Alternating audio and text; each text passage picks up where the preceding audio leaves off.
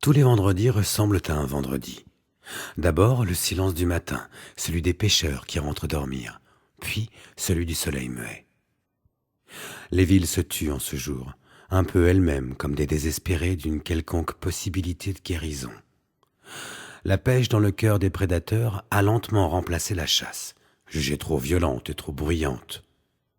Il est plus doux de tuer un poisson avec un hameçon que de tirer sur une proie qui court dans tous les sens.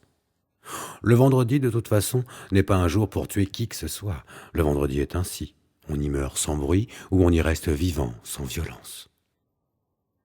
Les voix chantonnent peu à peu. Je les perçois de plus en plus fort. Ces versets doux d'avant l'appel à la prière me reposent.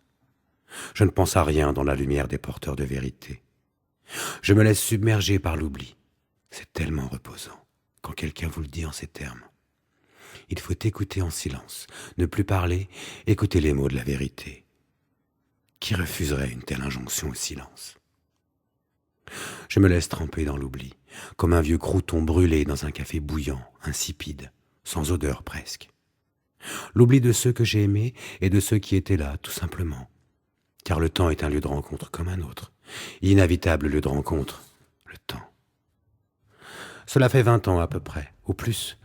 Je peux bouger les doigts pour compter comme font les gens précis et scrupuleux. 20 ans donc que je les entends parler avec leur voix de gens bien, les voix des gens qui se savent importants en disant les choses, les voix de ceux qui ont un but, une motivation ou un dernier espoir de pouvoir se sortir vivant de ce quelque part entre eux et eux-mêmes, ce lieu infranchissable par la lumière. Leurs voix aujourd'hui sont tremblantes et sonnent faux. Elles ont perdu leur musicalité. Des voix sans timbre, sans cette justesse, quand les sons émis ont exactement le nombre de vibrations correspondant normalement à la hauteur. Les bandes des enregistrements n'ont pas vieilli. Il me l'a dit l'autre soir, l'autre, dont j'oublie toujours le nom. Les voix sont impeccables, nous pourrons les utiliser sans problème. Je ne sais pas pourquoi je les ai ressortis, ces enregistrements empoisonnés. Mes oreilles chauffent, deviennent brûlantes. Je me fais du mal. Mais je ne peux plus m'arrêter quand je commence, quand je jette l'hameçon dans la vase engluée des souvenirs, et que j'écoute les poissons mourir peu à peu. La mort des poissons m'a toujours attristé. Les sortir de l'eau, les voir se débattre de frayeur au contact de l'air.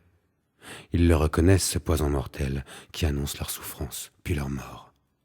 L'air. Les poissons sont comme les secrets. Ils suffoquent à l'air libre et meurent là où la vérité, elle, se serait déployée, aurait ouvert ses ailes pour s'envoler. Au grand air, les secrets sont des poissons morts. La vérité, elle, est un oiseau qui s'envole. Ainsi, les vendredis, j'ai une pensée pour les poissons en secret. Des voix d'hommes, de femmes, des rires, des confidences, des secrets étouffés, confinés dans ce huis clos d'une élite qui adorait manger du poisson. Des voix qui disent du mal, d'autres qui disent du bien. Parfois je ne les reconnais pas. Je ferme les yeux alors et me plonge tout entière dans l'atmosphère de certaines discussions. J'essaie de revoir les visages, les lumières, les yeux qui scintillent dans l'emphase et l'espoir. Que deviennent des voix sans visage? Des enregistrements sans images sont cette perte du visage, cette perte du connu et du reconnaissable. Cette confusion du genre, l'oreille perdue entre les aigus et les graves tente de reconnaître le sexe de la voix. Et si une femme avait une voix d'homme? Et si un homme avait une voix de femme? Qui, à part le visage, peut rendre à chacun sa voix? L'oreille est peu de chose, privée de ses substrats de règles et de codes. L'oreille s'habitue et se perd en dehors de ses habitudes. Les enregistrements sont cette mémoire auditive, amputée du souvenir du mouvement. Les souvenirs ont besoin de sens pour survivre. La mémoire vit sans entendre. Elle voit, elle touche, elle tressaille, puis elle succombe. La mémoire d'une voix, combien de temps vit-elle en nous? Sans doute, un aveugle peut-il, avec son ouïe particulière, sourire au timbre d'une voix qui l'anime comme nulle autre. Il a pu, ne connaissant pas le visage, mémoriser une voix à jamais.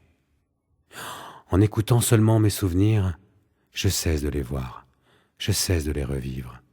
Je suis habité par des inconnus, sans visage et sans cœur. Je suis hanté par des voix.